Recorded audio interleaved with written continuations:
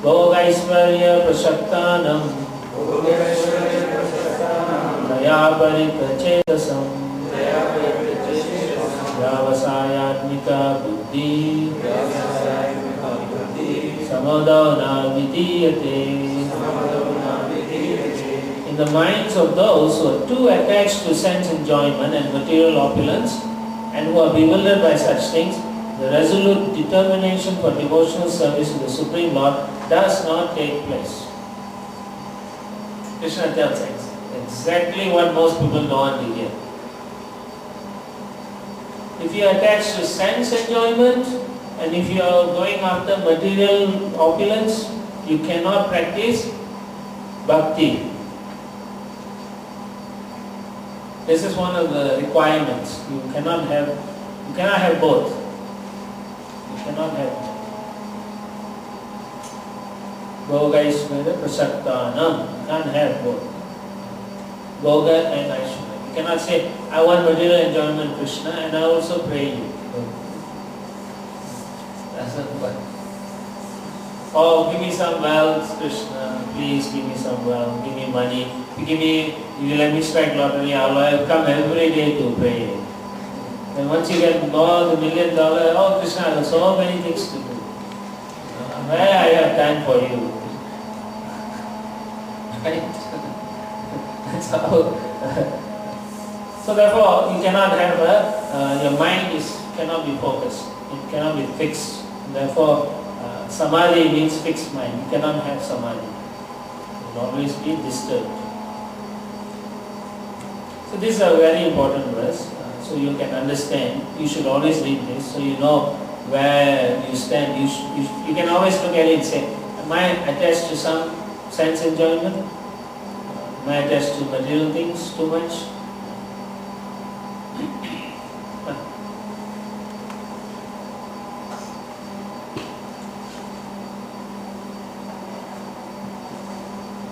Too attached to sense enjoyment, but you cannot. Because of this, those who practice karma kanda cannot fix their mind on the Supreme Lord.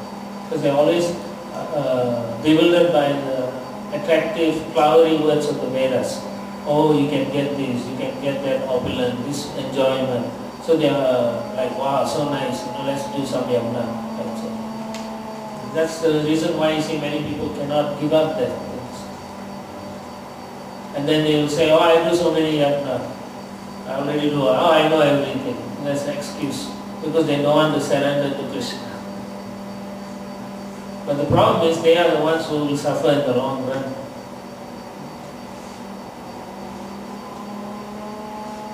And then the other reason why we don't go into Vedas and only focus on Bhagavad Gita is because the Vedas 95% deals with karma kanda activities.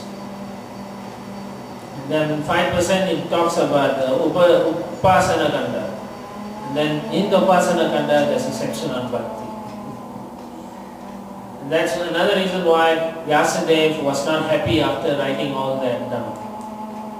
And then Narada Muni's guru came and said, the reason is you didn't talk about Krishna. You told people how to live a happy life in the material world, but you didn't tell them how to get out. That's why you're not happy. So then he wrote the Srimad Bhagavatam. That's the reason for Srimad Bhagavatam. And he wrote Bhagavad Gita also. Bhagavad Gita is part of Mahabharata. Yeah. Yes. Yeah. Okay, text 45.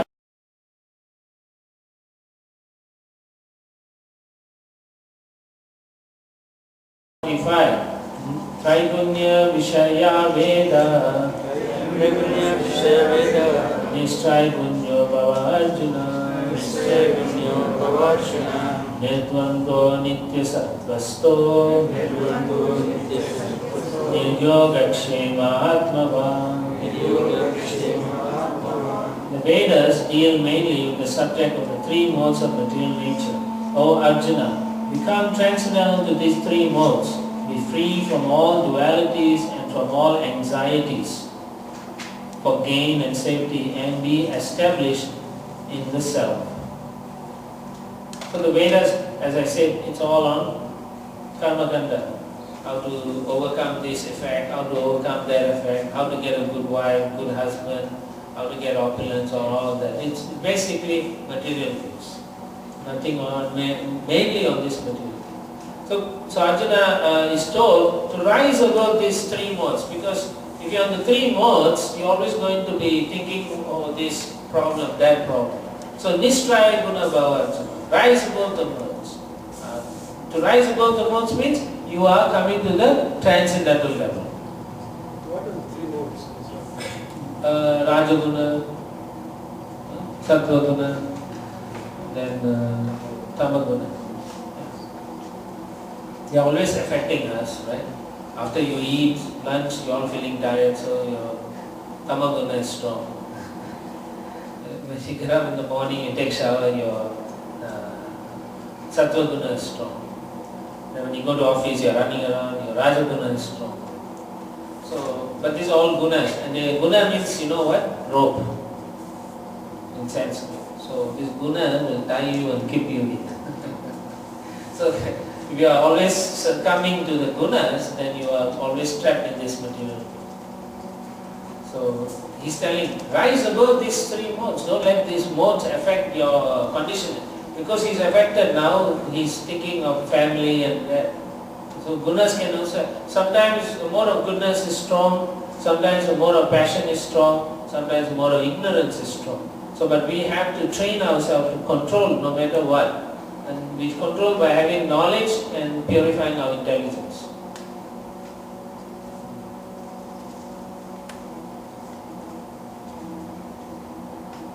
Also the weather is warm, so it may be affecting many of you.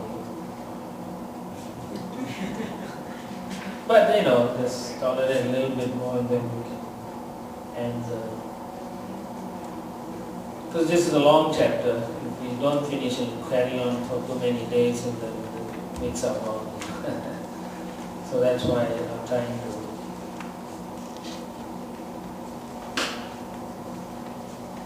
Yeah, so let me continue.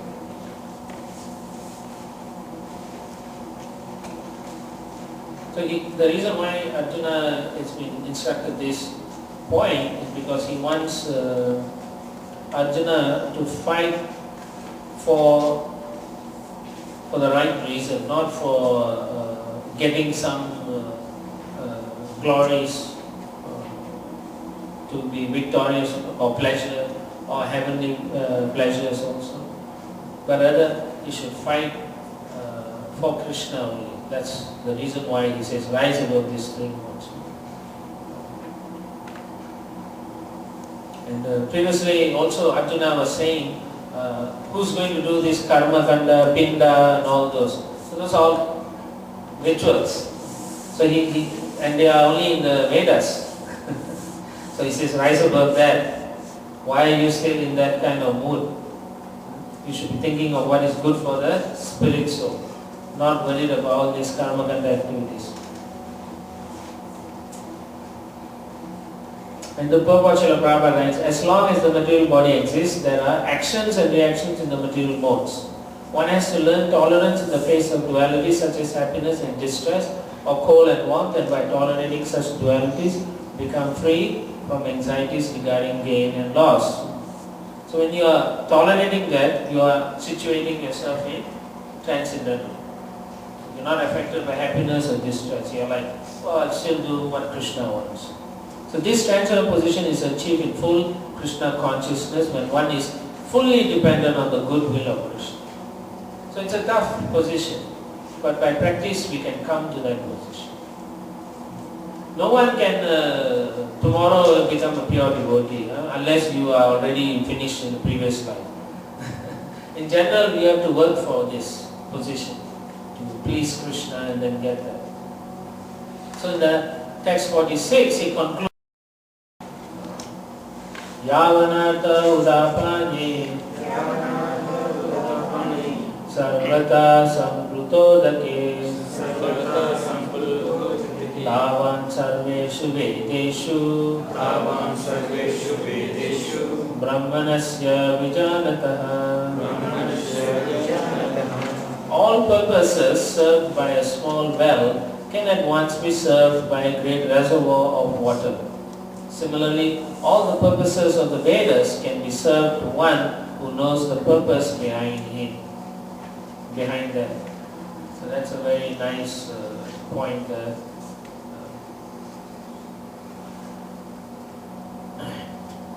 It's an analogy.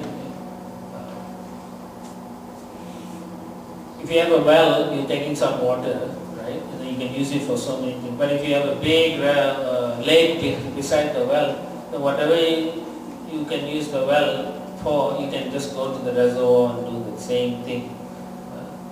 So that is the analogy Krishna is giving.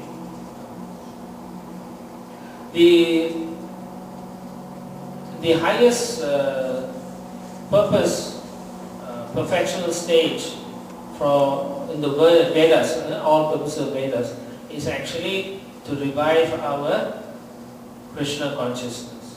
That is the main purpose of the Vedas, but it's not emphasized in the Vedas. As I said, 95% is about rituals, karma kanda activities and so on. But that is the essence of the Vedas, is what the Bhagavad Gita is.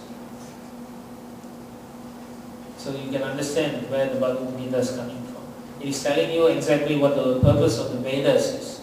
So similarly, all the purpose of Vedas can be served to one who knows the purpose behind what the Vedas is all about. So when you do rituals and sacrifices in the Vedas, it is to gradually elevate our consciousness. Generally, one who does the karma kanda, his consciousness is at a low level. So by every time he does this sacrifice, these rituals, he gets purified also. Because why? When we do all these rituals, if you listen carefully in the rituals, the first person who gets all the benefit of the ritual is Vishnu. Only Vishnu. Any yagna they do. First person they offer is Vishnu. And if you ask the Brahmana why Vishnu first, even though I am worshipping Ganesha, they may not tell you, or they will give you some nonsense. But the real reason is all yajna must be performed for Vishnu. And then the prasadam is given to the others. So even if you worship Ganesh, the first offering goes to Vishnu, then it is offered to Ganesh and so on, like that. So therefore, no matter who, whether he knows or he doesn't know, he is getting some benefit, and that purifies the person. So it's a gradual process to come to the point of self-realization that I should serve Krishna. And what is my relationship with Krishna?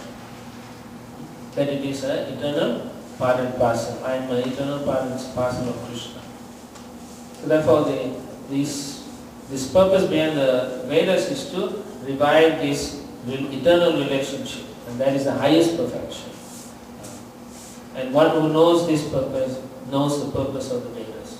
That is why the whole point here. Okay?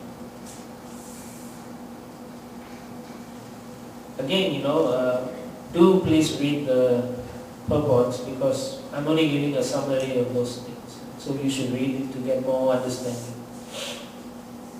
Srila Vishwanath-Chakravarti comments that in India, each well is only used for one purpose, right? You all are from India. So he says one well is for washing clothes, one is for drinking, one is for bathing or something like that. But all of this is done when you go to the river. They do everything in the river. They don't say this area is only for this now. So that purpose, all those activities can be performed like that. The source, because it's always fresh water at that point. So the water used is always moving. So moving water is always pure, like that. If you see standing water, then it's not considered pure, and you should be careful not to drink it. So that's the point behind it. So in this verse, Vijanata means in complete knowledge of Vedic, but need only perform Buddhi Yoga to the Lord.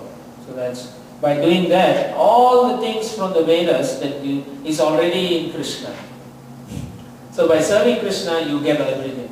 Same principle, watering the root, you get everyone satisfied. So if you want the results of the Vedas, you just perform service to Krishna. So the benefits are automatically there. But the difference is when you serve Krishna, you actually don't want any material benefits. You come to the platform of saying, I don't want any benefits, but I want to still serve. That is the highest understanding or position. Slowly, even if you have material desires, if you serve Krishna, that material desire will go away. So that's why we recommend everyone to Karmani eva vikaraste ma phaleshu kadachana ma karma phala hetu mati sangostu karmani. This is a very famous verse. A lot of Indians like to quote this. You have a right to perform your prescribed duty, but you are not entitled to the fruits of action. Never consider yourself the cause of the results of your activities and never be attached to not doing your duty. So do your duty, but don't be attached to the results. That's basically what Krishna is telling Arjuna. So if you do your duty but you're not attached to the duty or the fruit, then there's no reaction, no karma, nothing. So that is why, because if you are attached, then you get implicated. So he doesn't want Arjuna to get implicated. So if you become implicated, then you are forced to enjoy or suffer. How much can you enjoy in this world? Right? Ultimately, we are always suffering one form or another. But I can understand fruits of action, but you have to be attached to the results, right? Otherwise, you will not be able to do your duty effectively. Attached to the results? Yeah. No, not necessarily. See, that's a higher level. Generally, as you progress, you will say, I'll do my duty, I'll attach to the results at the beginning. But then you are serving Krishna not because of the results. The results doesn't matter as far as Krishna is concerned. Krishna only wants you to do your duty. Like you maintain a family, you work hard, right? And then you cannot worry about, I have to only bring so much for the family like that all the time. You cannot. You become crazy. So then you go and start working 3 or 4 jobs. Yeah. So then if you are attached to the results, then you are always thinking about what I can get out of this thing, what my relatives are doing, this person. So you are always calculating. It becomes a selfish endeavor. Krishna doesn't want you to become a selfish person. Yeah. What about the positive results? Positive result. Yeah, if you're thinking Krishna will be happy, that's a different. But if Krishna is not in the equation, then you cannot do that. Yes, Krishna must be part of the equation. Generally, we are always attached to the results. You will notice in your own lives. You do something, you're expecting people to praise you or give you some commendation or something. But we are not supposed to have that kind of thinking in our hearts. That's what Arjuna has been told. Because if you do your duty and expect result, then immediately there's a karma effect. You're bound. But if you do and not you do your best, then you leave it to the hands of Krishna. Is successful or not successful? Then there's no karma involved. So that's the emphasis Krishna is telling Arjuna. If you do it properly, otherwise you will get caught in this karma. And so he's telling him to be careful. Now there are 3 kinds of work which Prabhupada says in the purport. 3 types of work. One is prescribed duties. Prescribed duties are those that are in the Shastra for different types of people, different qualities, different guna. That is prescribed duties. Then the next one is capricious. Capricious means you do actions which are not sanctioned by authorities or scripture, sinful. And then the last one is inaction. That means you don't want to do any duty. A lazy guy. No?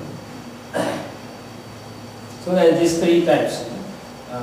So the Lord is advising Arjuna not to be active, but he does the prescribed duty, but with the condition not be attached to the duty. That is the difference. So the three kinds of prescribed duties also. One is routine duty. That means every day you have to do. And it should be done in the mode of goodness. Okay? Because it is an obligation to the scripture. Scripture has asked you to do according to your position in society. So you do it. But without again attachment to results. That's what Krishna wants. And then in routine duty you also have the normal work and inauspicious work also. The inauspicious is you work for attachment. I work, I get something, some money, some pay, like that. I am expecting that. And that becomes your bondage. So you have to be very careful. Then another duty is, prescribed duty is emergency. Sometimes something will come up, so you have to do that. People will say, please come and do this. Then you help them out. So that's emergency duty. And then the last one is, you desire to do something. Once Prabhupada said, desired activities. Routine work performed as an obligation, work with results becomes the cause of bondage, therefore such work is not auspicious. Everyone has his proprietary right in regard to prescribed duties, but should act without attachment. So these are the three kinds of work defined here.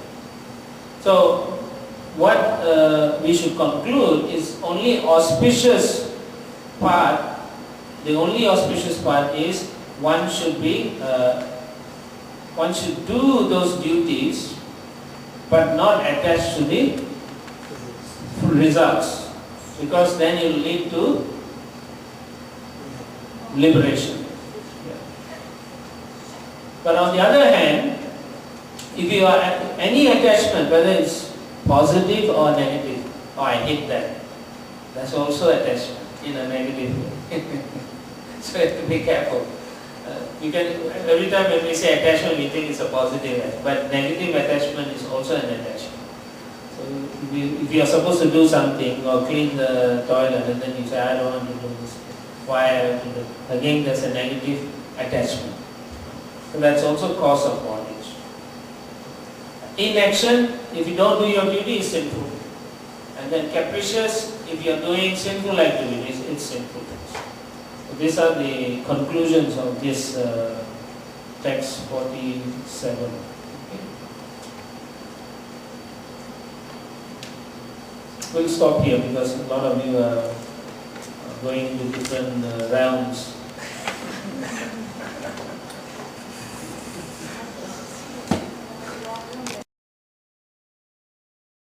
Text 48. Yogastha kuru karmani Sangam tyaktva dhananjaya Siddhya siddhyo samobhutva Samatvam yoga uchyate. Perform your duty equipoised, O Arjuna, abandoning all attachment to success or failure. Such equanimity is called yoga. So that's what yoga is. In the purport, Srila Prabhupada says, look at the first line, he says, yoga means to concentrate the mind upon the Supreme by controlling the ever-disturbing senses. Okay? Yoga also means to connect to the Supreme. That is the real reason of what yoga means. Generally people, when you ask what yoga, what do they say? Do some exercises. And actually all those Asanas are meant to control your mind, your breathing and all, and then finally you can come to the position of focus meditation, samadhi, intense focus. That's real yoga. But mostly people only go up to the stage of exercises and then they think that's good enough.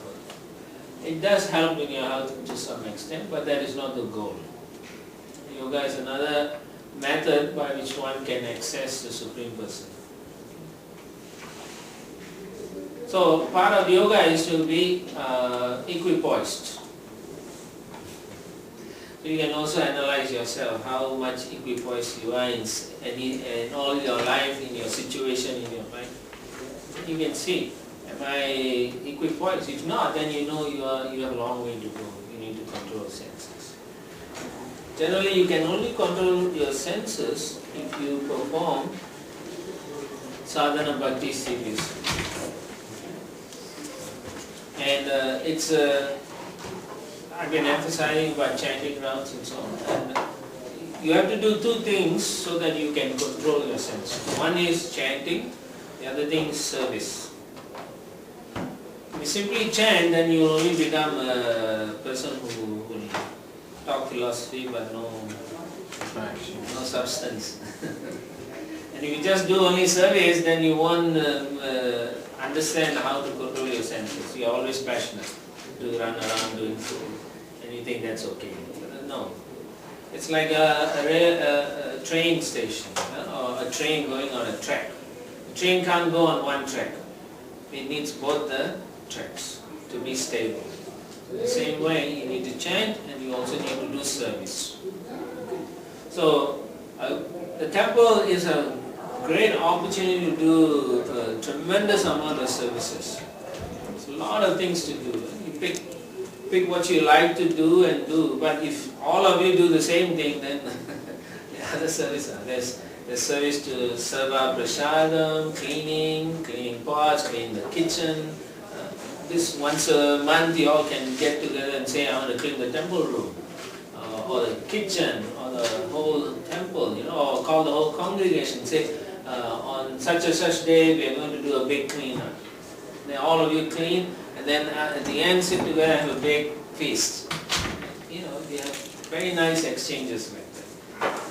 So that service opportunity is tremendous. It's a lot of service to do. So if once you start doing service, then you find that you can chant better.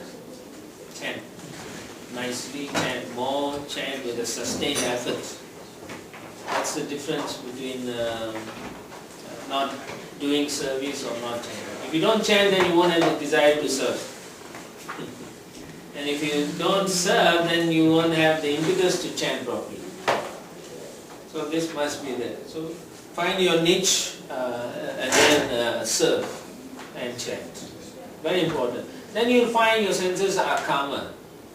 And then you can be more focused. That's equipoised. That's very important. So to perform your duty, you need to be equipoised. At the same time, come in. At the same time, you do it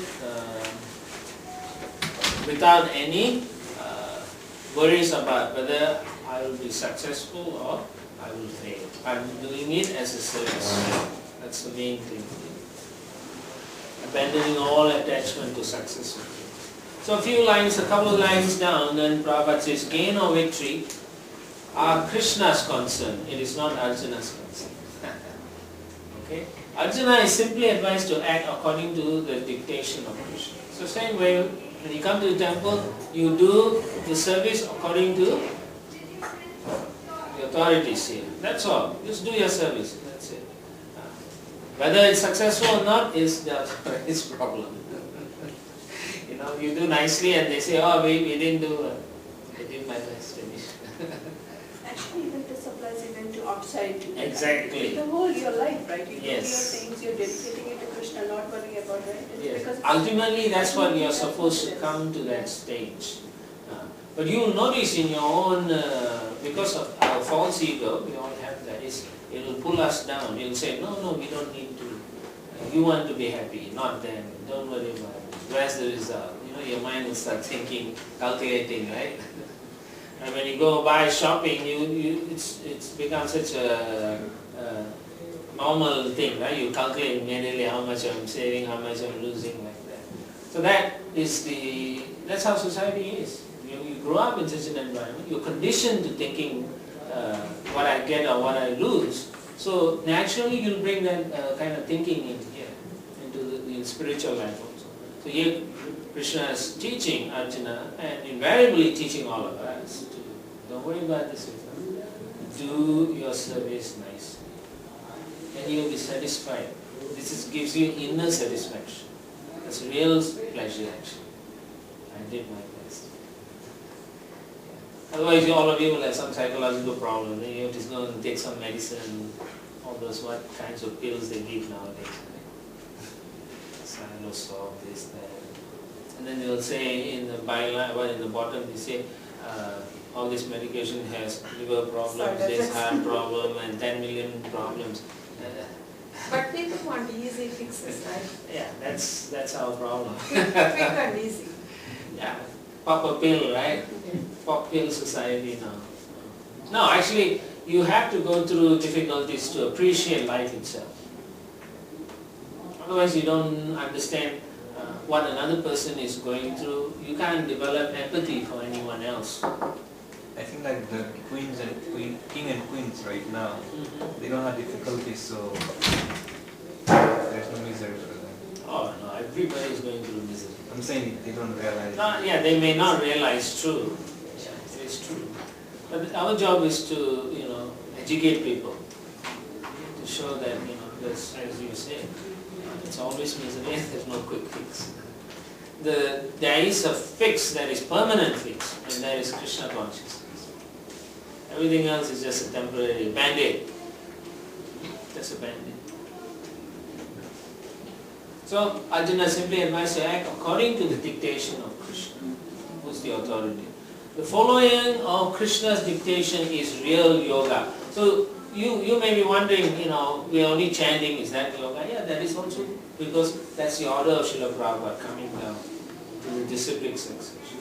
And then in the temple you have different services to do from different people who tell you, and he's following them is yoga.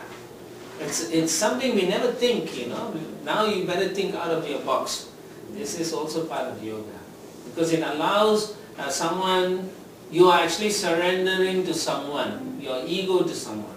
And they are training you. So because you're willing to do that, Krishna then helps you to control your senses. Remember, he is Rishikesha.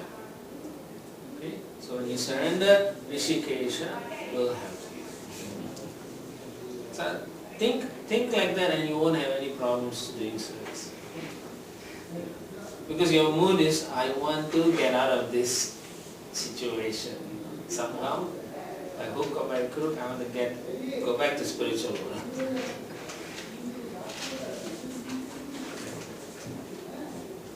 Okay? So therefore, understand this, following Krishna's dictation is real? Real yoga. Yes, real. Whether it comes through an acharya or some authority in that place, it is yoga. You following. That means you are submitting, you are being humble. But if the person tells you, I want you to go and kill someone, that is not. Right. Or I want you to go and steal from the stores, that is also not yoga. That is nonsense. Okay. This is to develop your good qualities. That's basically what we are doing. Then Prabhupada says, by Krishna consciousness only one can give up the sense of proprietorship. It's mine, all this you'll give up. So therefore, think carefully, as I said, what are some of the things you can contribute as your service. It's important in the long run. And one has to become the servant of Krishna or the servant of Krishna. See, this is actually stated by Chaitanya Mahaprabhu himself. And who is Chaitanya Mahaprabhu? Not Krishna himself. So he is telling us how we can control our senses and how to give up our false ego. So we have to become someone's servant. But we always want to be somebody's boss. Always.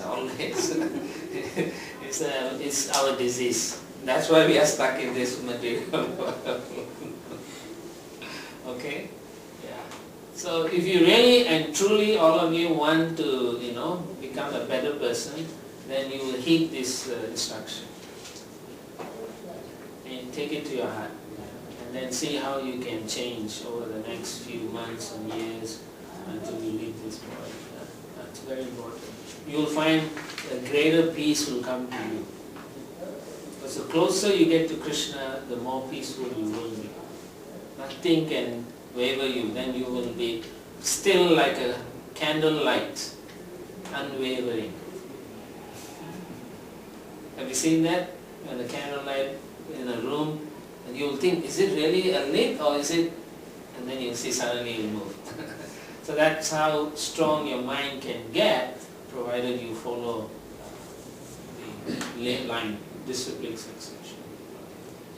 So it's for your benefit. Nobody gets anything out of it. Even the person, the guru also training you, he's not getting anything, any money from Krishna. No, he's not getting it. Nobody gets it. You are the person who's there. Try to understand, the whole process is called self-realization. You learn through experience, you learn through interactions and so on. Oh, if I interact this way, it's not favorable. Okay, so this is not favorable for Krishna. So this, let's try this way. And that's experimentation. For us, we don't need to experiment it. It's already done. All the experimentation is done. It's in the scripture. So we just follow. As I said earlier in the very first class, you just follow. A smart student is one who hears and follows. Okay? So let's see how smart we are in the next few years.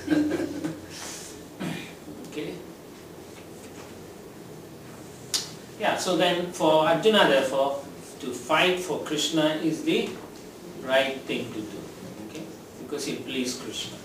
And he has no reason to worry about the outcome of the war. All he has to do is do and please Krishna as he wants. Okay? Text 49. Text 49. This is a very nice verse, this one. Durena hi avaram karma buddhi yoga dhananjaya buddhav sharanam anvicha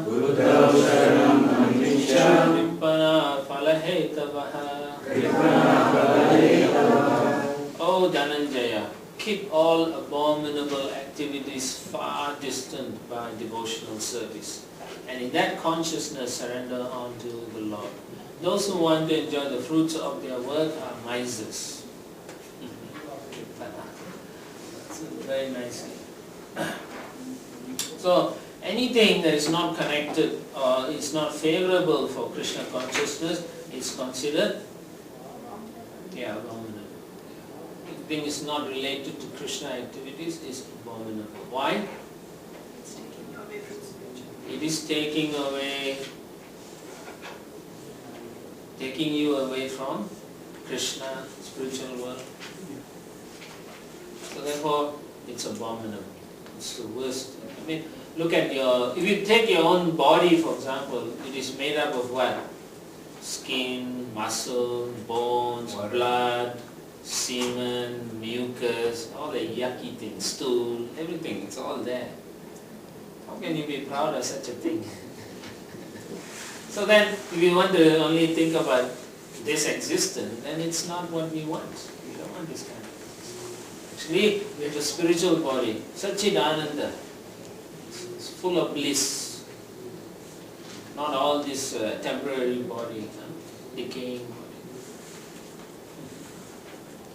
So therefore, Krishna says, activities that are not connected to Krishna will actually lead you to hellish situation also. Maybe now it may not. Seemingly you say it's nothing. Just like in this age, like I said, everything is connected to something, right? You buy something, you think it's, oh, this company is producing all green, right? Everyone nowadays is all green, right? So you buy it, but then the same parent company may have other nonsense going on. What can you do? You can't do much about it. Or they may to get some product, to produce the green product, they will do nonsense. You know, when the trash companies come to collect, right, they want you to separate everything, right? You know how much energy it takes to break down the things, like it takes more energy than it's required. So effectively we are actually a wasteful society. And we waste energy anyway. So the lifestyle here it's only going to go worse actually. It's just going to, because you can see they don't really want to solve, right? If you analyze carefully, nobody wants to solve anything. Why they don't want to solve? There's no money in it. Yeah, there's no money in it. If you solve it, then there's no problem. Exactly. There's no money in it. In fact, they manufacture things to fail. Temporary. Yeah. No, they manufacture to fail. There is a, if you study, a long time ago I said MTBF, mean time before and between failure. So they want to know all this, they study that. And then they make sure it fails. You buy a car, right? They make sure it will fail within a certain number of years. Yeah. So you will have to, and if you look carefully, those days when they produced cars, they lasted 50, 100 years, and some still classics are going on, right? But the new cars, after 6 months, they look terrible, you know. The paint quality is bad, the material is useless. This is what Krishna is talking. It's just going to ruin us, indirectly or directly. It will ruin us. So those activities we want to promote based on our senses is abominable. It's going to take you to a hellish lifestyle and worse, beyond.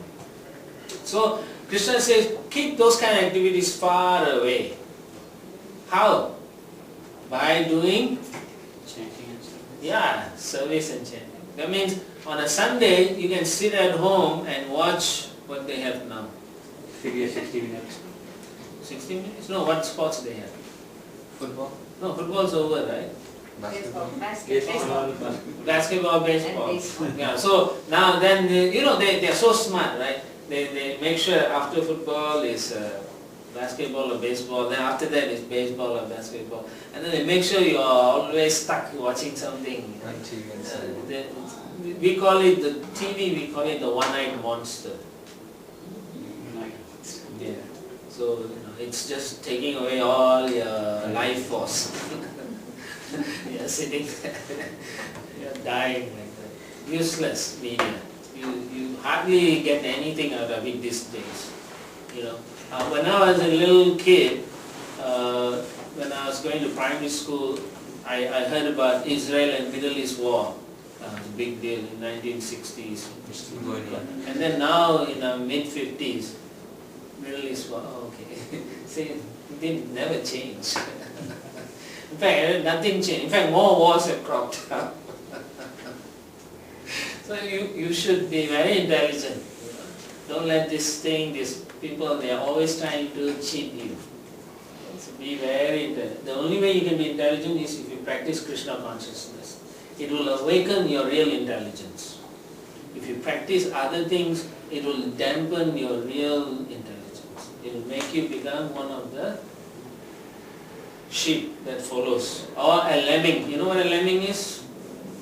Maybe you've heard. It's like a rodent. Every few years these lemmings will come out from the ground and they'll run to a cliff and then they'll fall over into the ocean. So that's what they are doing. We just follow blindly. So we don't want to follow blindly. We want to follow with our eyes open, and we want to follow because we want to follow. And we want to follow because it's good for us. So the best person to follow is Krishna and his devotees. Hare Krishna. One of my he sneezes and say, Achyuta, Achyuta. So he wants to make sure he's chanting Krishna's name. So you can see how it helps you to change your thinking also if you follow nicely. That's why we call it Krishna consciousness. So you're thinking always trying to connect with Krishna. You need to go and fix yourself up. Or allergies? Kind. There's no such thing as kind. And finally, in the last line, Krishna, in that purport, Srila Prabhupada writes, one should spend all energies working in Krishna consciousness, and that will make one's life successful. Like misers, unfortunate persons do not employ their human energy in the service of the Lord. So, of course, you have your careers and things like that. By all means, okay, that's a reminder to all of you to turn off. So, yeah, take care of this. So yeah, as I was saying, you have your job, your occupations. Yeah, you should continue doing that. But mainly you should think of it as a service to your family. Oh, I have to work so I can pay the bills for my family members who are devotees. I have to take care of them. So you see, the consciousness has changed now. You're thinking of serving your family. Not thinking, man, I have to work, and then these people just come and eat and sleep and that's all. You see the difference? So when you become more and more Krishna, you'll see it in a positive way. Actually, Krishna consciousness is positive thinking. You know how to apply it. Otherwise, you only see failures everywhere. Text 50. Buddhiyukto jahatiha Buddhiyukto jahatiha Ve sukrita duskrite Tasmad yogaya yujyasva Yoga karmasu kaushalam. Translation: a man engaged in devotional service rids himself of both good and bad reactions even in this life. Therefore, strive for yoga, which is the art of all work. So these are benefits. Krishna is now emphasizing strongly the benefits.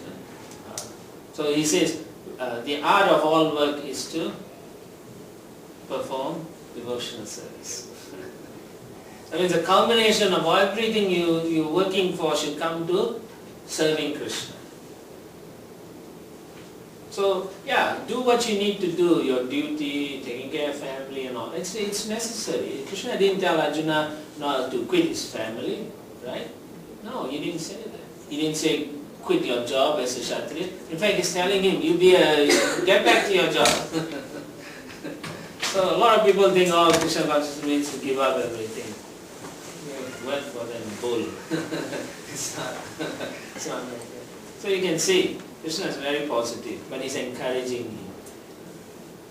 And some of us may be very attached to certain things that we don't want to give up. Okay, fine, we understand that, but take steps. Take the measures, baby steps. Eventually, just like babies, right? They always want to walk. But they are forced to take small steps and finally they will run. And once they run, you curse them, right? Because you can't control them. So same way, we may not have the ability in the beginning and there's frustrations and, difficulties coming in trying to do devotional service. But the best way to get satisfaction is to work with devotees. You cannot do it on your own. It's not possible. Therefore, you need to come to the temple or get together some devotees and do some things. Go out on Harinam if you can in the heat, or if you can go on the mall. I don't think they allow in the mall. This country has become so tough. We used to do that long ago. Now it's all laws. They pass laws. And they will pass laws for people chanting about God, but they won't pass laws to take a garnish. It's kind of strange, but that's how it is. So do as much devotional service, as you can. Even at home, if you, instead of watching TV, you can turn it off and read to your family. Man, that's terrible, isn't it? Okay, if you don't like to, then play a tape, a recording of a class by Srila Prabhupada. While you're cooking, while you're cleaning the house, you can listen. Oh, nowadays they have this thingamajig that goes in your iPods and iPads or whatever. You can put in, and they walk around. I can't do it. The thing don't stick in my ears. Earplugs. So I have to hear. Yeah, the earplugs don't. So I have to hear it. So I play and I listen and then I do other work.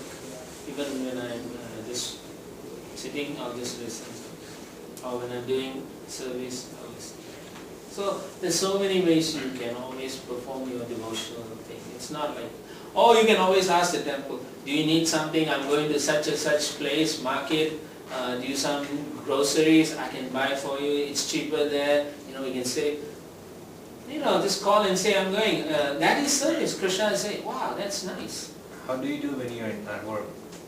At work you can't do. At work you think, I am doing this service so that I can support my family who are devotees. That's why I'm doing this.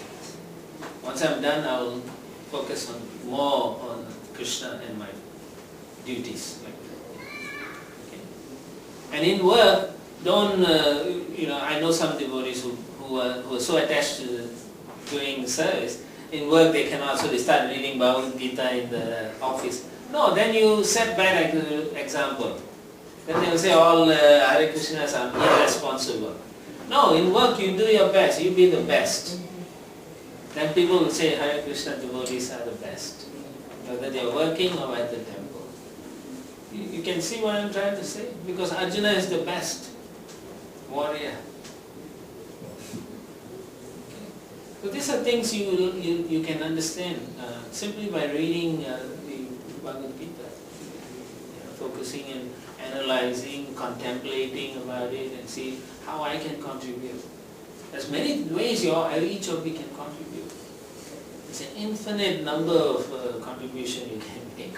It's basically whether you want to do it or not. That's based on ego actually. Okay? So if you do it nicely, Krishna guarantees a man engaged in devotional service rids himself of both good and bad reactions, even in this life, which means there's no karma. So you're free. That's what we want. We don't want any karma. Even good karma is not good because it will still bring you back into this material world. A lot of people think, oh, I want good karma, good pious karma. But what's the value of good karma when you have to take birth again? Therefore, Krishna says this statement. No, don't do it. Just do Krishna activities connected to Vishnu, Narayan or Krishna, then you are rid of all the reactions. Any reaction is bad reaction, ultimately for us. Which means birth, death, old age and disease. If you are good or bad, this you'll have to go through this. Karmajam buddhi yuktahi Palam tyaktva manishinaha Janma bandha vinirmukta Padam gachanti anamayam. By thus engaging in devotional service to the Lord, great sages or devotees free themselves from the results of work in the material world. In this way they become free from the cycle of birth and death and attain the state beyond all miseries by going back to Godhead. So remember, this place is called Kunta. Kunta means distress. So why Kunta means? No distress, without distress. So choice is yours. You want distress or you don't want distress? It's very simple. There's no difficulty at all to make the decision. So freedom from, here he says you get freedom from cycle of birth and death. Otherwise, There's a very beautiful verse. This is Lord Brahma is speaking in the 10th canto, 14th and 58th verse, 14th chapter.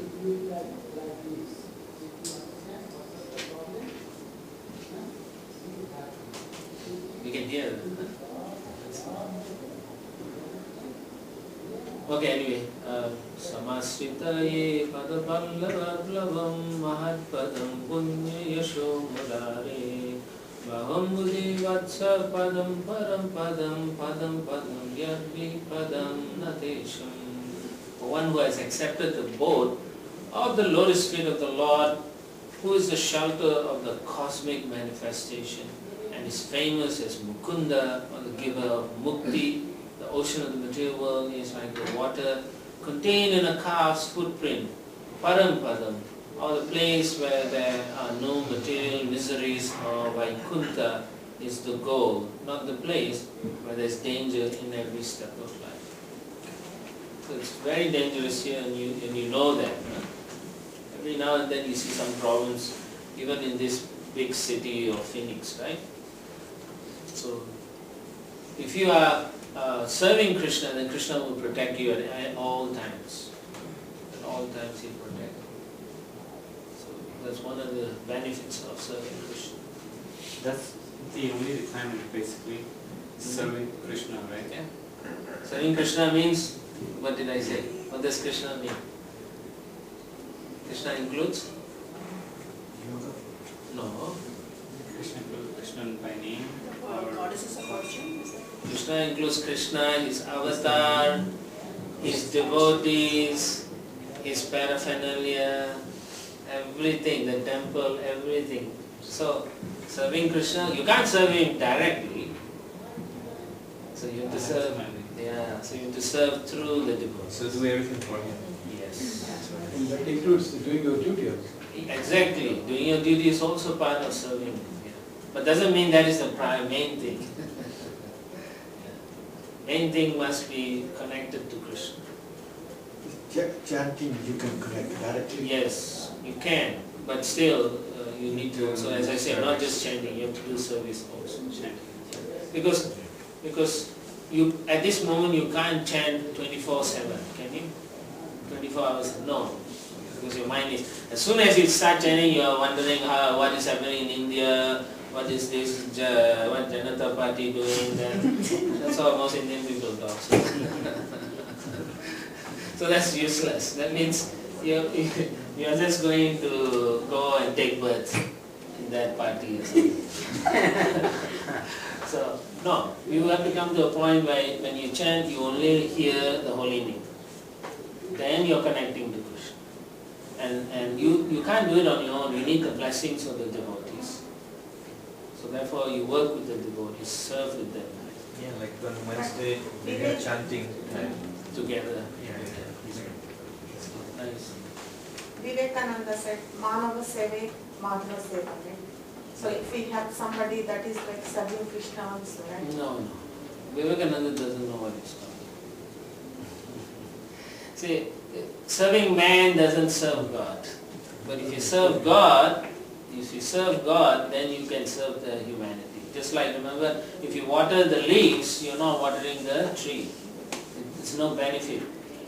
No matter how much water you give the leaf is going to still dry up. But if you pour water on the roots, then the leaves will survive. So, the right way to do is serve Krishna through this devotion. But if you would give Krishna consciousness To that others, person, yes. then That's you what I would- was going to say. Yeah. If you give them prasadam, if you give them a book to read about Krishna, yes, that is good service. Then you can. But not simply go and open a hospital and then you say, I'm serving God. That is not serving. You're just putting a band-aid there.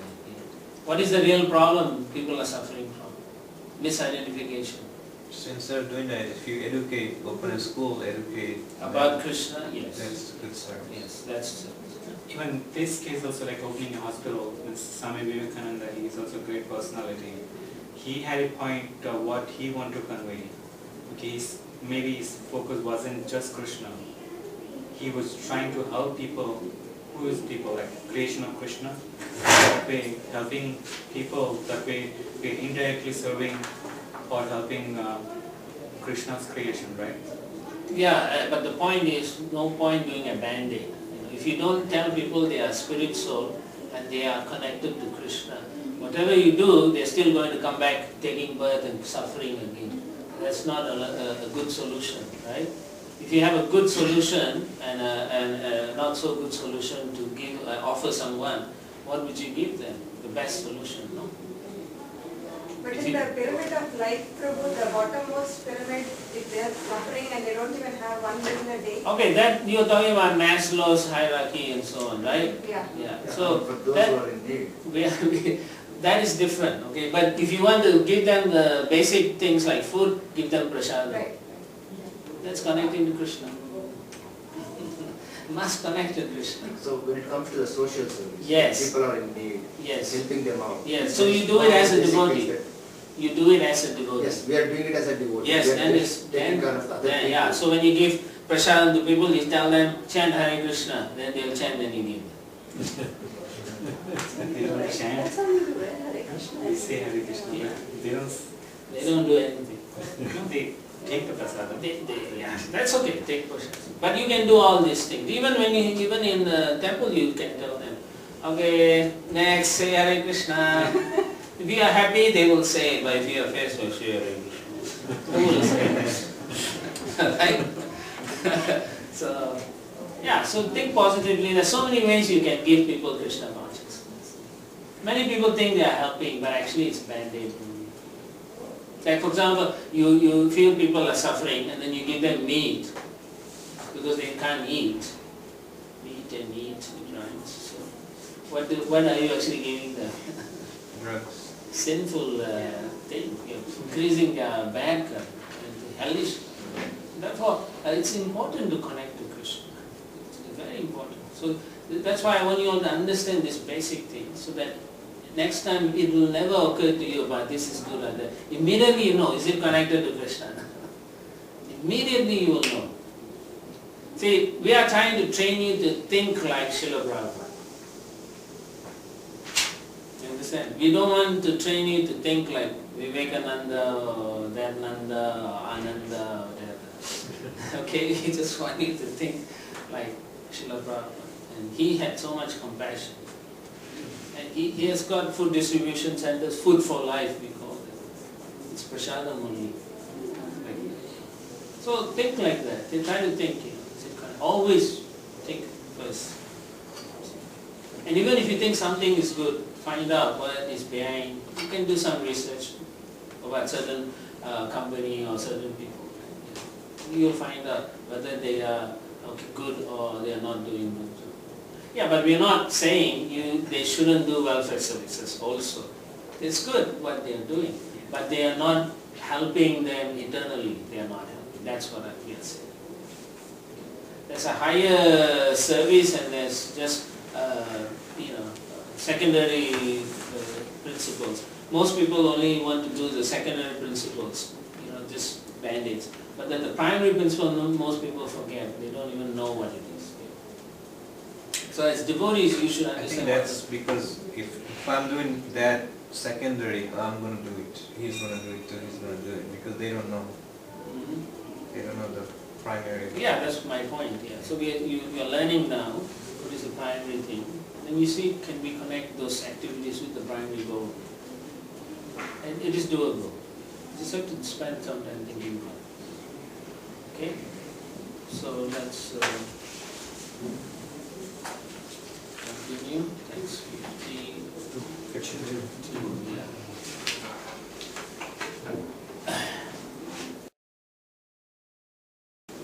Yada te moha khalilam buddhi vyati tarishyati kadaganta sinirvedam srotavyasya srutasya cha. When your intelligence has passed out of the dense forest of delusion, you shall become indifferent to all that has been heard and all that is to be heard. So, basically here Arjuna is quoting from the Vedas, the rituals and all that. So Krishna says when you are dealing with all these different rituals, you are like in a forest of delusion. So when you understand what you are supposed to do, and if you understand when your intelligence is purified, then you get out of this illusion, delusion.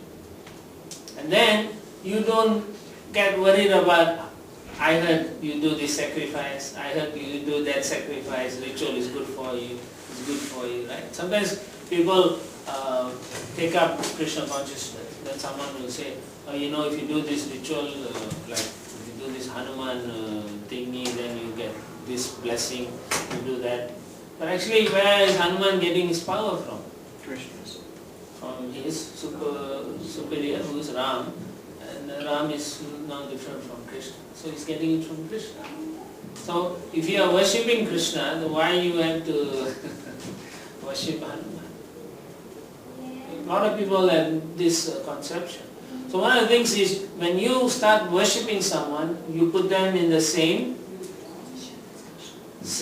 level as the Supreme Person, and that is offensive. So therefore, you cannot make advancement in devotional life. You can, but you can worship such personalities to get to Krishna.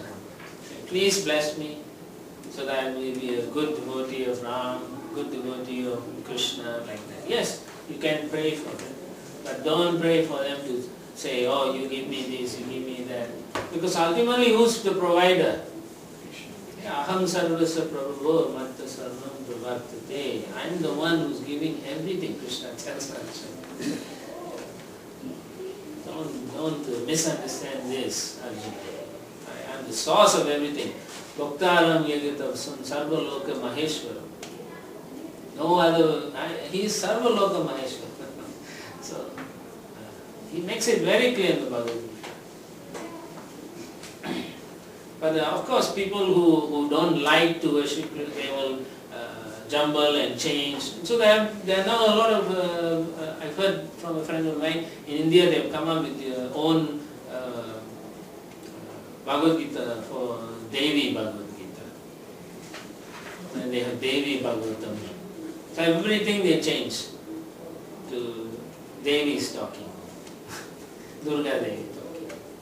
So these things are going on, and the innocent public, they don't know, they will just accept all these things. And then so much so, some of these people believe, right? I saw this documentary, and it was sad because it was done by National Geographic, and then they were showing in Bombay. Just like maybe 10 years ago, Bombay. So in Bombay, there were people worshipping rats.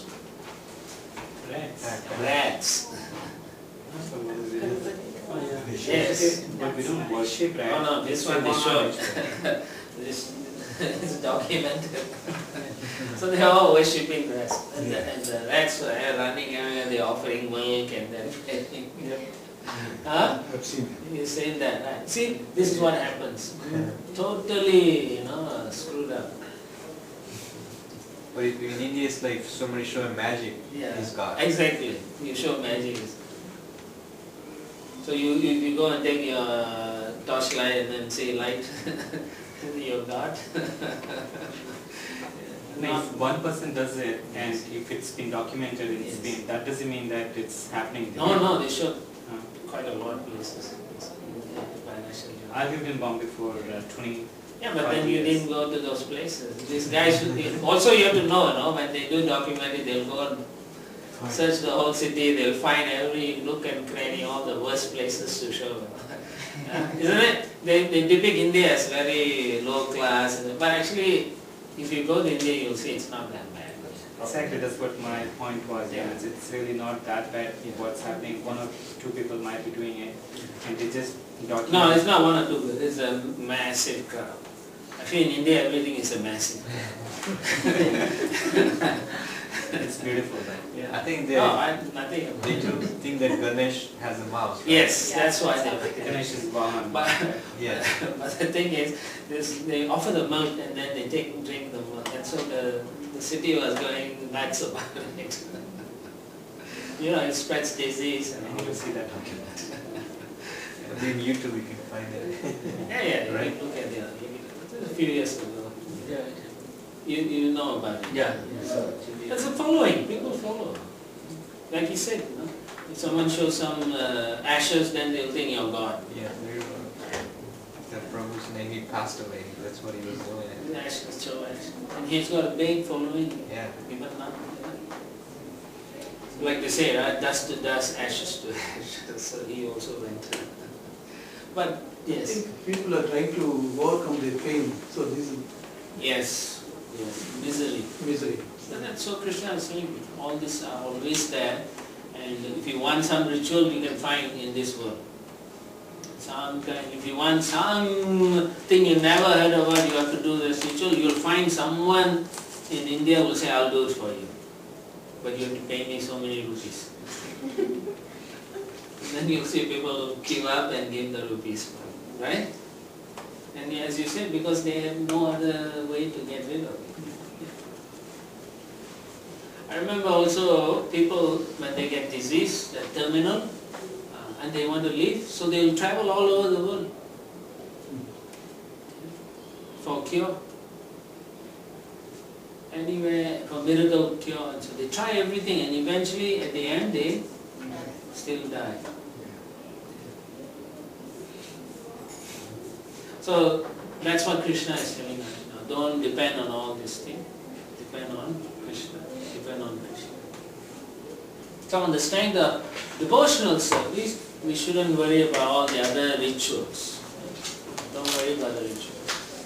Sometimes you are born and in your family you do some rituals, and then you are so afraid to give up because you are afraid that personality will come and punch you or whatever, you know.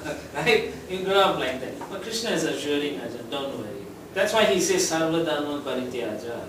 Give up all that. I will protect you. Mascha. But Don't worry. Guruji, some rituals they are expected to be done as a prescribed duty. So how do we just stop doing those rituals? They say it's your duty because you have been born to this religion. Okay, what is this duty you are talking? Like do the rituals? Yeah, what ritual is that? No, it can be any kind of rituals, just as a duty. Like Shraddha, one of the rituals, right? Yeah, but now you know how to do Shraddha, right? How do you do Shraddha now? Having Prasadam. Yes. Now you have become a devotee of it. You see? He does the same thing, but he's a devotee. He knows to give prasadam. He said, for Shraddha, instead of offering directly, now he will offer prasadam. Oh, that's the pressure. Yeah. So to overcome some of the things, Yeah. there are some prescribed duties such as doing the havans and then homas. Yes. Okay, it's just a duty, and then you are going to Like for overcome some of example, the miseries. every ritual, like for example, Griha Pravesh also, you can do Vaishnava ceremonies also. Just invoke, chant the holy name, bring Tulsi Maharani. Tulsi Maharani will purify the atmosphere completely, and then you offer oblations. That's it. Chant Hare Krishna. In Kali Yuga, I'll tell you now.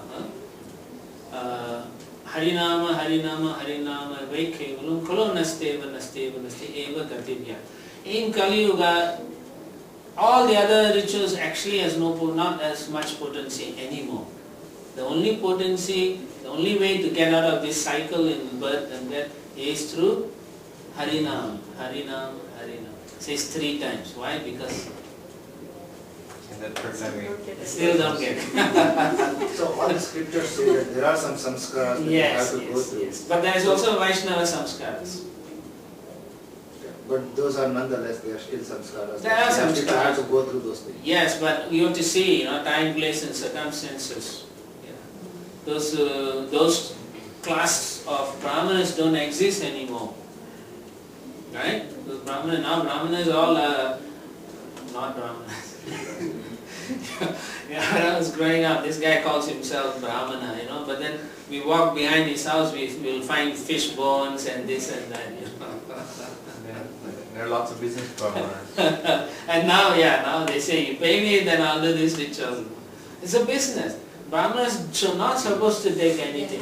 And then how can their potency is based on their honesty and their what do you call, the tejas, the austerity. But nowadays they say, you give me and I'll give you something. How is that possible? How can their potency be valuable anymore if you pay for it? Like money is given in the form of dakshina. Brahmana has become caste. That is It is caste now. It's called smarta brahmanas. Yeah. It's caste. But It is not real you cannot Brahmana. find a good ones without. That's why Prabhupada is Hard. training all of you to become good brahmanas. So that's why I want you all to come together, love each other, and become an example for the Arizona state, all of you become good people. And then you can guide them and lead them correctly. Don't worry about any ritual. Just do some fire sacrifice. Learn yourself. You can do fire sacrifice, all of you. If you learn properly, chant 16, take initiation, take second initiation, then you can go and do all this havan and whatever nonsense they are doing. He has to make the expenses though. Brahmana has to feed the family, leave the house. That's different. That is charity, donation. You can take charity. You don't demand. See, now in India, they don't even come to your house. In India, what they do is Skype. Right? From the Skype he's chanting and then you just watch, okay, finish. The havan is done, then finish. That doesn't work like that. So what to say, right? We're trying to help you all understand how degraded it's getting. Please, you are the hope for the next group. So we're trying to educate you all so you can help others.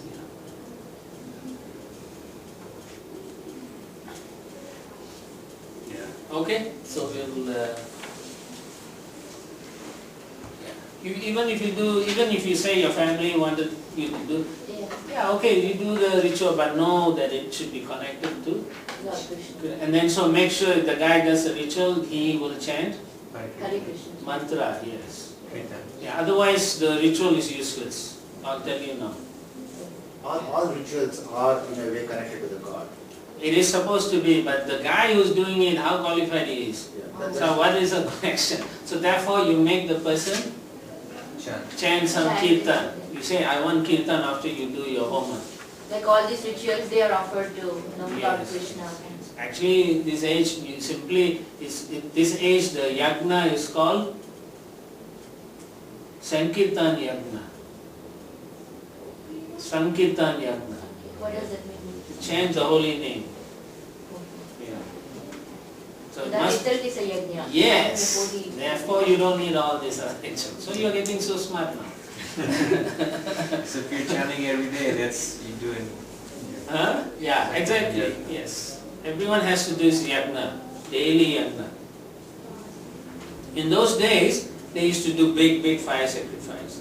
In Dwapara Yuga, they did big yagna for the deities and so on. Then in Treta Yuga, they did a lot of fire sacrifice, but then they used to put jewelries, all kinds. You don't have enough money. Those kind of opulence are gone. We don't have that. The amount of gold the kings used to put in the sacrifice, even Fort Knox don't have enough like that. That is how opulent those days were. Some ghee and wood, that's it. Yeah. Now it's all different. So now the biggest yagna for us, even when we do yagna, right, in the temple room, we chant at the end. Must chant. So that's important. Okay? Okay, let's continue. Shruti vipriti pannate yadastasyati nischala samadao achala buddhi sada yogam avapsyasi.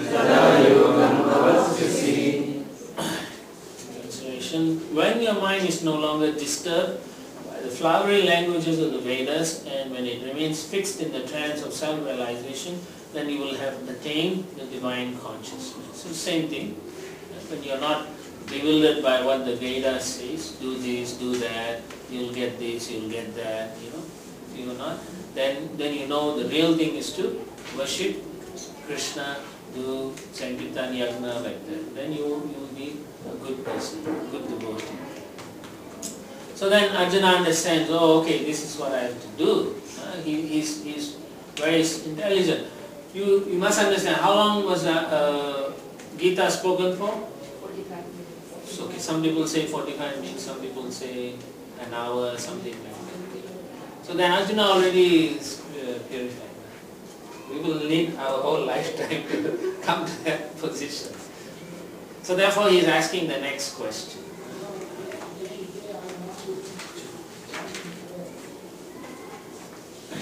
Text 54. Arjuna vacha Stita pragnasya kabasha Samadhi stasya keshava Stita di kim prabhaseta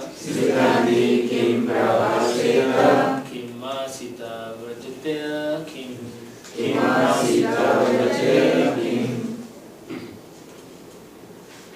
Arjuna said, oh Krishna, what are the symptoms of one whose consciousness is thus merged in transcendence? How does he speak and what is his language? How does he sit and how does he walk? So now he wants to know about a self-realized person. So because Krishna is saying how to focus mind, how to do, so he wants to know what is the symptom of such a person who can do all these things. Right? We are thinking, I can't do this, I can't do that.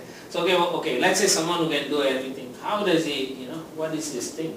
So then Krishna will answer. General symptoms is in text 255, the next one. And then how does he speak from 56 and 57? How does he sit is answered in 58 and 59. And how does he walk in 64 to 71. Okay? It doesn't mean that how does he walk? Does he walk with a limp or what? That's not what he means. That means what are his actions? What are the things he will do? What does he speak? Does he? In this case, it means also speaking about Krishna. Generally, most of the time, so a person, you can judge a person when he opens his mouth, right? Isn't that fact? Yeah.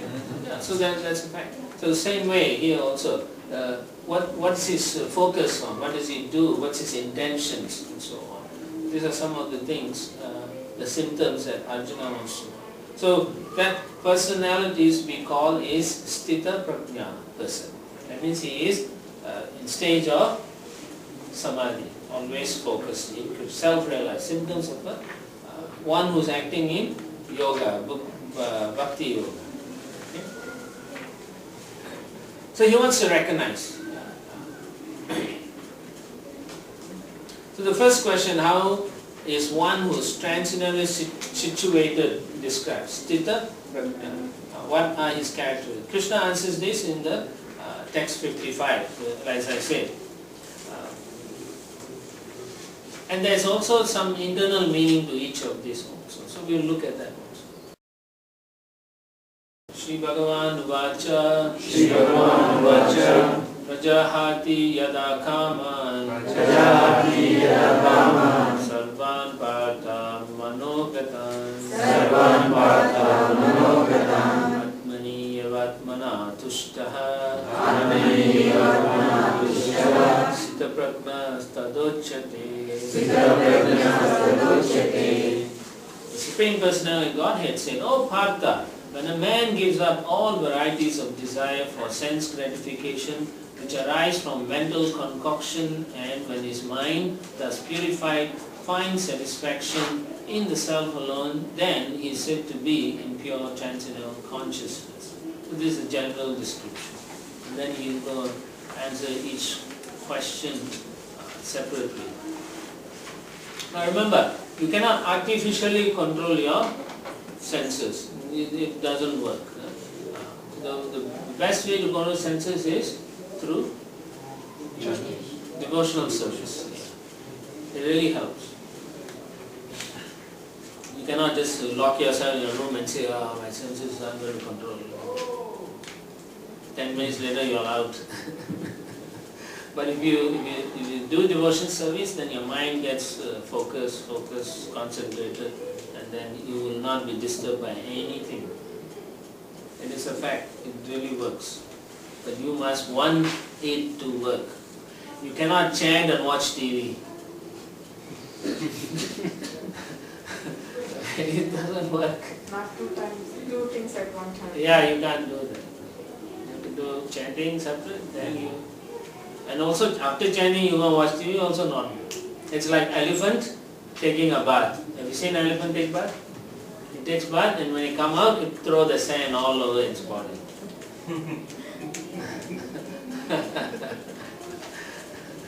So what is the point in taking bath, right? Yeah. So same thing. So if you are chanting and then you watch all this, you watch the news. You need to know what's happening around the world. I give you that. Yeah. But don't waste time watching all this nonsense. Nowadays it's practically what a friend of mine was saying. It's porn. Some of the shows are pornography. So don't waste your time. Because you understand, whatever you watch, impressions in your mind. And those impressions, very hard to get rid. It comes in. Yeah, and then anytime you see something else, that thing will come pop. And then you're stuck and your senses get agitated and things. So don't waste time.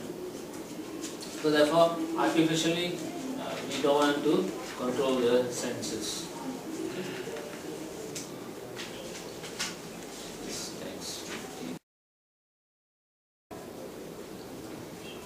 Dukeshvanudvigna manaha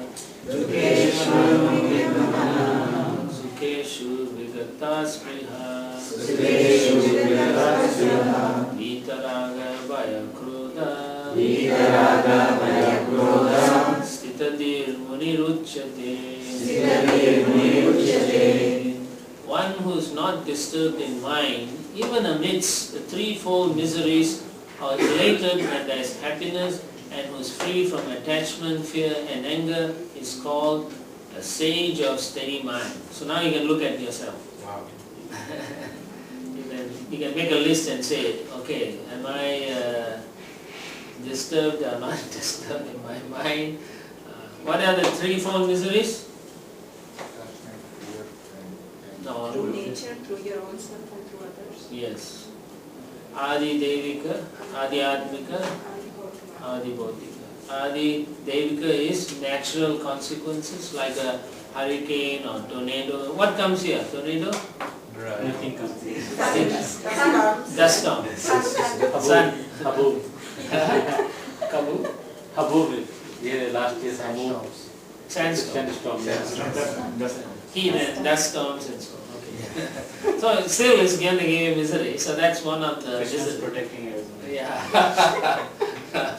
Not always something for everybody. It's your karma. You have to also understand. You are here. If you came on your own here, your karma brought you here to suffer these things. It's true. But it's a small suffering. Yeah, you think After one day, that's it. Still is a suffering. The heat itself is a suffering. So that's Adhyatmika, things like that. Earthquake, volcano, all those things. No, Adi Devika. And then Adhyatmika is your Atma, your mind. Right? So for most people it's the mind that causes problem. Most people get sick because of the mind. The source of sickness starts from the mind.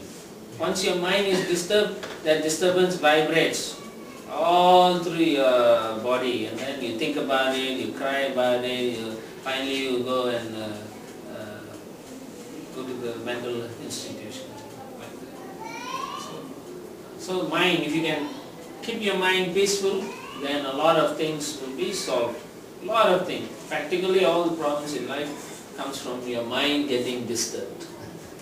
To stop the mind from being disturbed, you have to know what is right, what is wrong, and then train your intelligence like that. Is mind one of the senses? Mind is one of the senses. Yeah.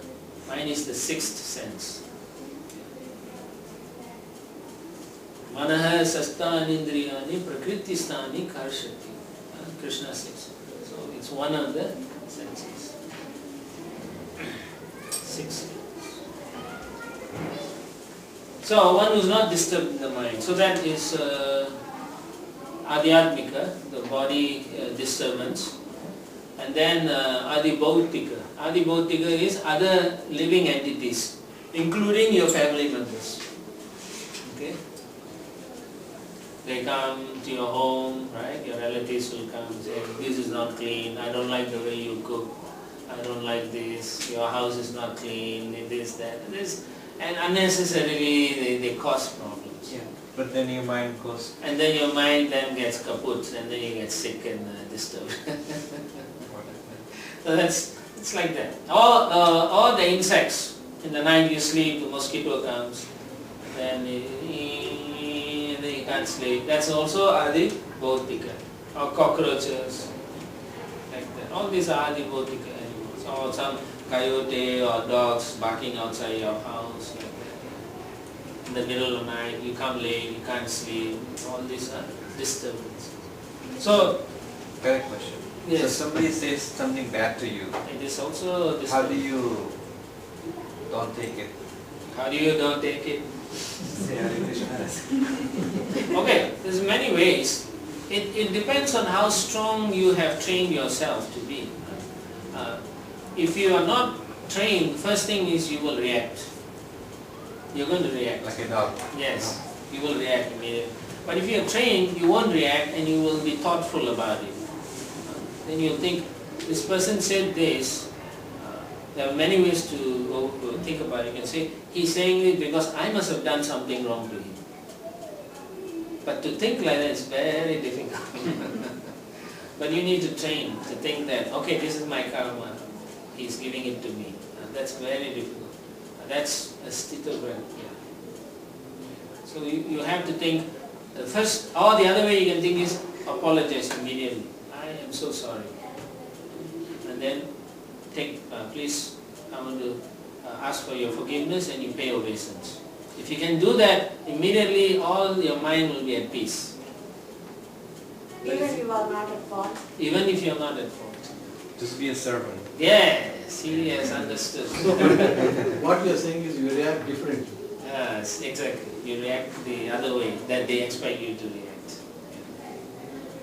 That's a devotee. Devotee won't react. That is when the others will realize why this person is reacting in a different way than you expected it. Yes. Because if we shout, And then all it shout, will be a you nice want the match. reaction, yeah. It'll be a good match, and we can all buy tickets and watch. Yeah. So, yeah. So you show them that you are a good person. Then they may not accept it also. They will walk away, storm away. But you know you are doing the right thing. And then you can apologize. According to our Vaishnava literature, you can go back and ask them for forgiveness again and say, if I have done, please tell me, please forgive me. And if they still refuse, you have done your duty. Then they will have to answer to Krishna if they cannot forgive. I think Mataji is a good example. She does. Oh, that's good. You learn from that. Yeah.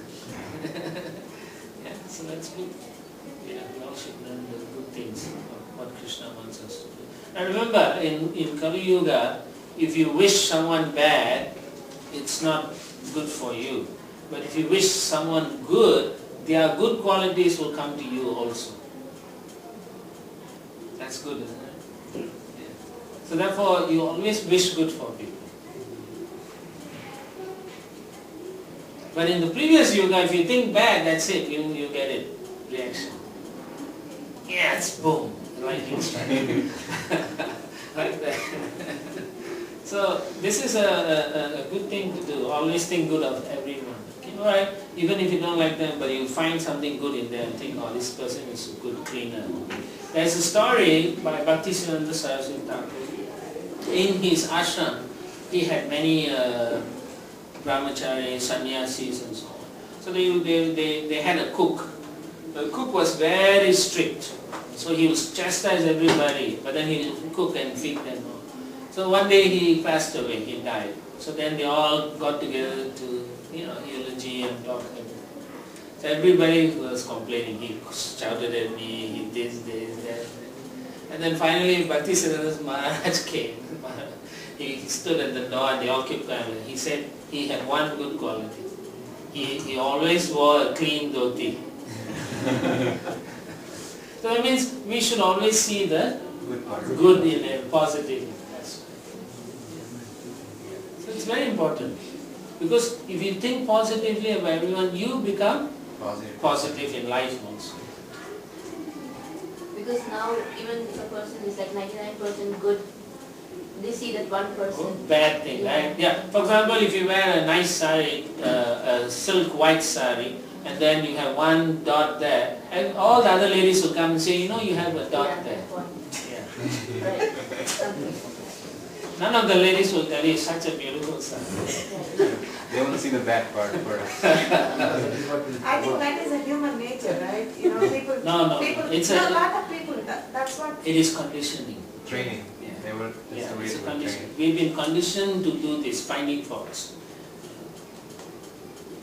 Generally, you go to some people, you tell something, they'll always give advice. Yeah. Like they Not know, ready to take yeah, like they know all the solutions. But they will never hear you, or sympathize with you, or empathize with you like that. Even before you finish it, they will talk about their problems. That's the other thing. And then you end up listening and then like, oh, I'm glad that I don't have your problem.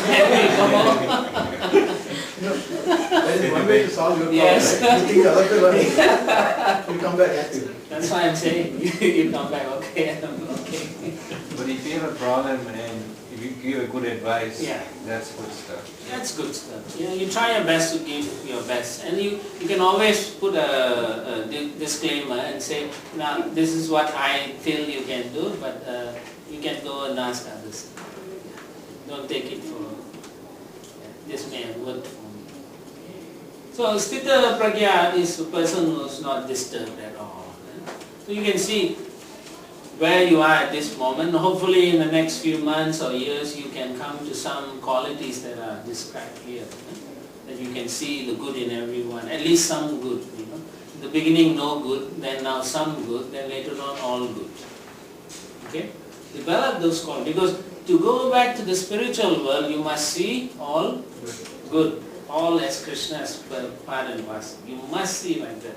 Otherwise you can keep suffering this life here.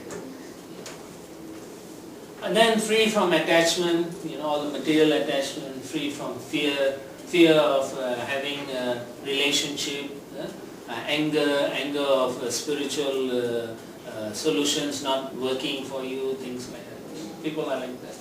A lot of people don't feel that when they come and pray immediately Krishna must solve their problem. That's what they think. Oh, but I put some money in there. What is this? Some contract? Or right? So then they get angry. Then they say, I don't believe in God. Yeah.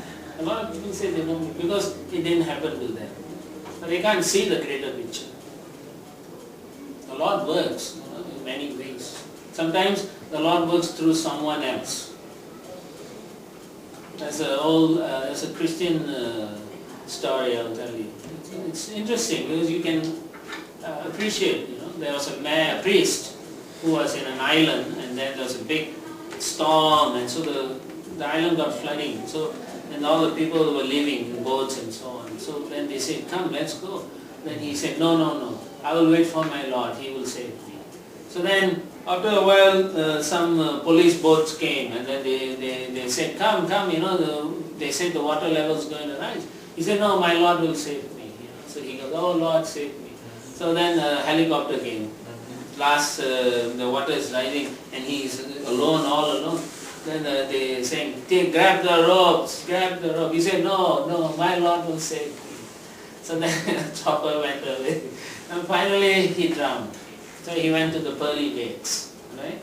And then there he met God, and then he said, "My Lord, I prayed to you so much and you didn't even come and save me." The Lord said, "You fool, I sent you 3 guys, 3 times I sent you help and he didn't take that help." But he went to God anyway. No, the point is he's a fool still. He could have gone, he could have been alive and helped others, right? To go back to God. But he didn't, he was so self-centered. Yeah. So these are some of the things we should realize that we are also doing it ourselves. Let our mind agitate unnecessarily and so